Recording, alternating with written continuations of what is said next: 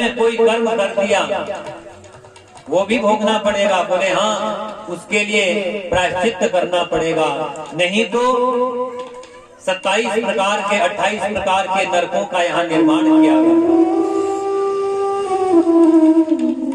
जो कि सृष्टि के पापियों को दंड देने के लिए वहां विधान बना। 28 प्रकार के नरक हैं। कौन कौन से?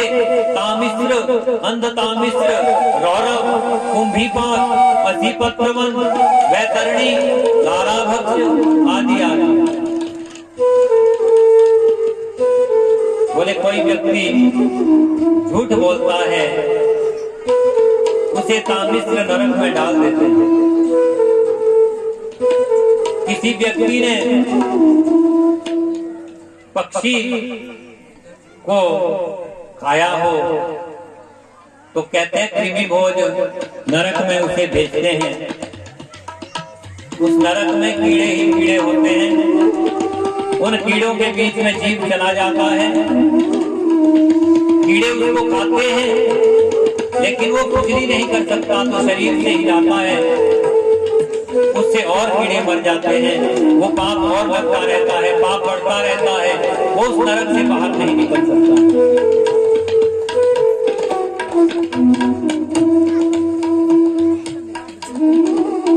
और जो व्यक्ति झूठी गवाही देता है, अंधतामिश्र नरक में उसे भेज दिया जाता है। पकौड़ी की तरह वहां तेल खौलता रहता है, उसमें पकाया जाता है।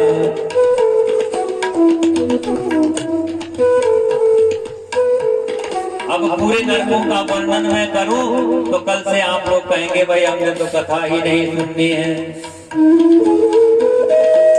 क्योंकि नरकों का जो वर्णन है ये गरुड़ पुराण में आप लोग श्रवण करते हैं कि व्यक्ति किस प्रकार की यातना भोगता है, कितने दिनों में किस नर्क में रहता है। वैतरणी नदी पार करने के लिए व्यक्ति गौदान करता है। ये विधान बने हैं। राजा परीक्षित ने कहा कि प्रभु आप ये बताइए, किसी व्यक्ति ने जीवन पर्यंत पाप कर्म किया हो और उसने प्रभु का नाम लिया हो और वो नरक जाने से बच गया हो, ऐसा कोई है? बोले हाँ, ऐसा एक व्यक्ति है। यहाँ पर सुंदर आख्यान सुखदेव स्वामी कहते हैं, कन्नौज की बात है कि कान्य मुक्ते द्विजा कश्ये दासी पतिरजामिल नामना नष्ट सदाचारो दास्या संसर्ग दूषिता। कान्यकुब्ज नगर कन्नौज में वहां एक ब्राह्मण निवास करता है जिसका नाम है अजामिल।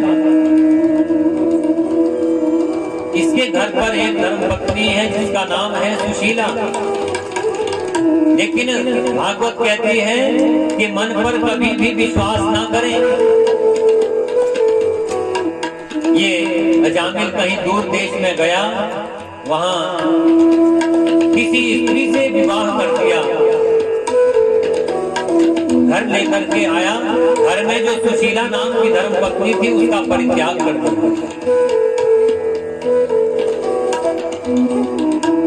अब अजामिल नित्य प्रति भजन पूजन किया करते। जिस दिन से ये विवाह किया है, गणिका घर पर आई है, वो तो कहती है जाओ ये माला वाला छोड़ो, कहीं से तुम धन लेकर के आओ। अजामिल तो चोरी डकैती करने लग गया, उसका जीवन परिवर्तित हो गया। लेकिन भागवत कहती है कि संत जीवन व्यक्ति के जीवन को परिवर्तित कर देते हैं। कोई संत जीवन में आ जाए तो व्यक्ति का जीवन परिवर्तित कर देते हैं। जैसे एक पिता के पास जो अपनी प्रॉपर्टी थी उन्होंने वो बालकों में बांट दी। दो बेटा थे। पिताजी ने कहा कि भाई ये तुम बांट लो। अब प्रॉपर्टी क्या थी, एक कंबल था, एक भैंस थी। पिताजी ने बांट दिया। अब डांट छोटे वाले की होती है। छोटे वाले ने कहा कि भाई मैं जो कहूंगा मुझे वो चीज चाहिए। बोले कंबल मुझे रात्रि में चाहिए, दिन में बड़े भाई को, और भैंस अगाड़ी बड़े भाई को और पिछाड़ी मुझे। अब बड़ा भाई दिन भर जंगल जाए, जंगल से खूब घास पत्ता लाए और भैंस को खिलाए। शाम को छोटा भाई चला जाए दूध दुहने। बड़े भाई को दूध भी नहीं मिला। अब सर्दी का समय था, कंबल था, रात्रि में छोटा भाई ले, दिन में बड़े भाई को दे दो। बड़े भाई को ठंड भी लगे। बहुत दिन बीत गए। एक दिन एक महात्मा जी आए। बोले बेटा उदास लग रहे हो, क्या बात है? बोले महाराज जी क्या बताएं, पिताजी के पास जो प्रॉपर्टी थी वो बांट करके इस तरह से हमारे हिस्से में आई। अब बताओ क्या करें?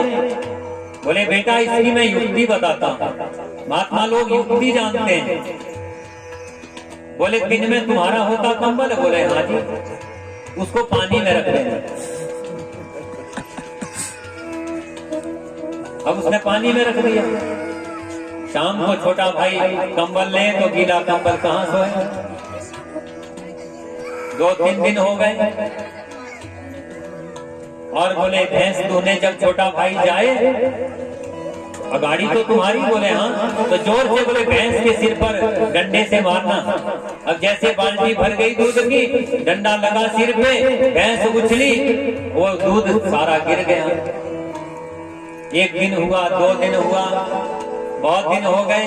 छोटे भाई ने बोला कि भाई ऐसा काम नहीं चलेगा, इसलिए मिल बांट करके ही हम रहते हैं। तो संत लोग ऐसी युक्ति बता देते हैं कि जीवन परिवर्तित हो जाता है। आज कहते हैं एक संतों की टोली अजामिल के गांव की ओर आ रही थी। वृंदावन से भजन करते हुए अजामिल के गांव में आई और राम नाम का झंडा लेकर पहुंचे। सामने एक नालायक व्यक्ति खड़ा था। उससे पूछा कि भाई इस गांव में कोई भक्त है? अब संतों को तो सब लायक ही दिखते हैं, क्योंकि उनके नेत्रों पर सत्व गुण का चश्मा लगा हुआ है। बोले भगत जी कोई इस गांव में भक्त है? रात्रि विश्राम करेंगे हम लोग। बोले महाराज हमारे गांव में तो एक ही भक्त है, अजामिल। आप वहां चले जाओ और खूब आपकी सेवा होगी और भगवान ने चाहा तो जाते हुए विदाई भी मिलेगी। उन्हें क्या मालूम, संत चले गए, अजामिल के द्वार पर गए। जैसे ही पहुंचे सुशीला धर्मपत्नी आई। बोले महाराज बताइए।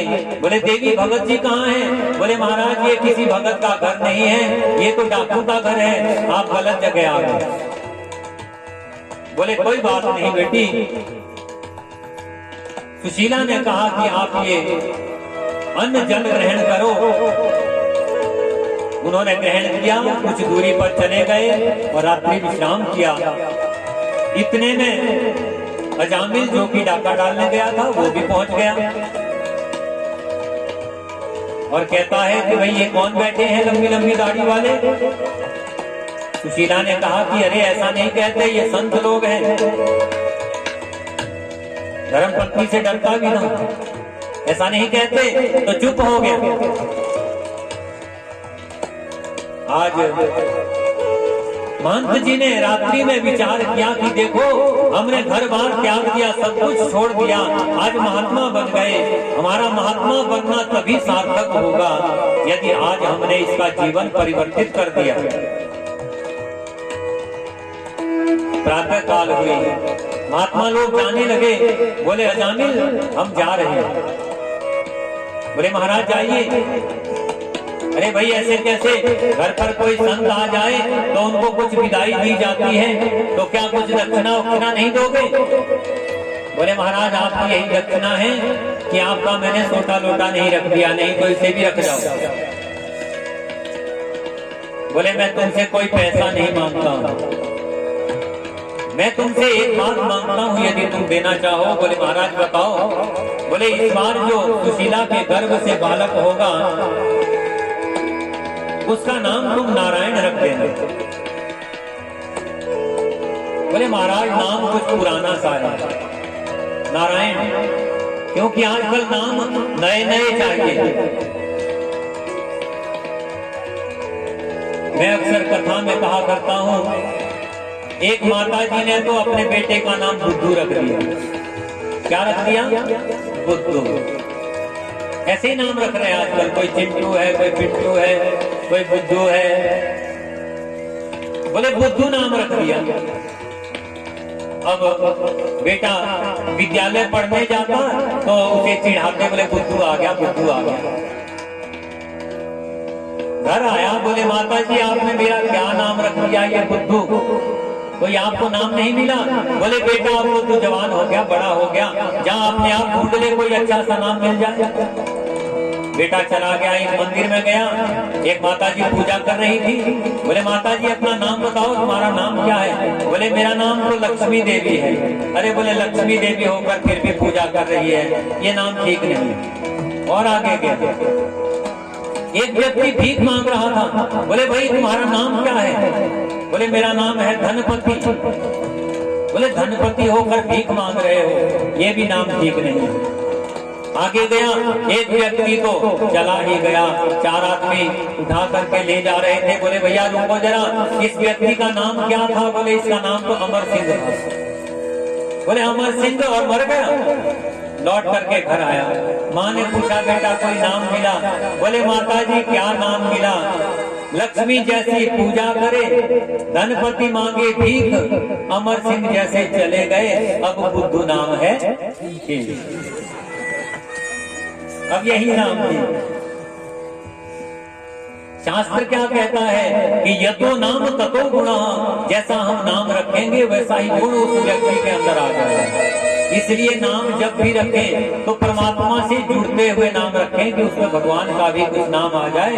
वैसे नहीं तो पुत्र का नाम लेकर भी भगवान का नाम उच्चारण होगा। आज अजामिल कहता है कि भाई नाम तो कुछ पुराना है लेकिन रख देंगे, नारायण नाम रख दिया। अब बेटा हुआ, बड़ा होने लगा, बेटा नारायण, चलो खाना खाते हैं, बेटा नारायण, चलो खेलते हैं, नारायण नारायण दिन में अजामिल 10 बार उच्चारण करने लगा। अंत समय आया, एक दिन यमदूत आए और यमदूतों ने अजामिल के गले में रस्सी डाल दी। रस्सी डाल दी, कुछ दूरी पर उनका बेटा नारायण खेल रहा था। दूरे क्रीडन का सक्तम पुत्रम नारायणावय, प्रावितेन स्वरोणिचे आजुहाव कुलेन्द्रिय। अरे पुत्र, अरे बेटा नारायण मुझे बचाओ, मुझे बचाओ, मुझे आज यमदूत घेर रहे हैं। अब ये आवाज बेटे नारायण ने तो नहीं सुनी, लेकिन लक्ष्मी नारायण भगवान बैठे साकेत धाम में आवाज सुनी। वैसे ही पार्षदों को भेजा, भाई जाओ मृत्यु लोक में मुझे कोई याद कर रहा है। दौड़ते हुए पार्षद गए, यमदूतों से कहा भाई तुम इसे नहीं ले जा सकते हो, क्यों? कि इसने प्रभु का नाम गाया है।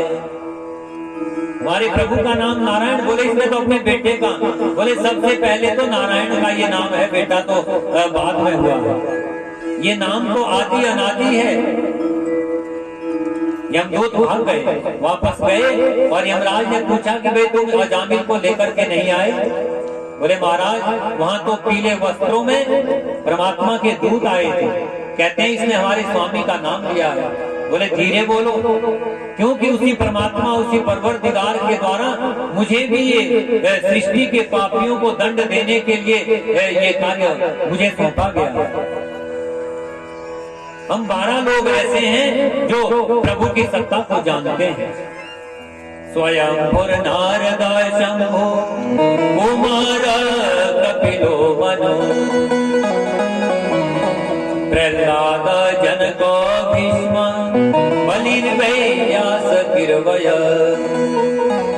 स्वयंभू ब्रह्मा जी, नारद जी, भगवान शिव, सनत सनंदन सनातन सनत कुमार, कपिल महाराज, मनु महाराज, प्रहलाद जी, जनक महाराज और भीष्म जी और राजा बलि बोले हम और अंत में बोले मेरा भी नाम आता है। द्वादशे भी विजानीमो धर्मं भागवतम भटा। हम 12 लोग, हमें भागवत की भी उपाधि दी गई है। तो जिन हरि कथा सुनी नहीं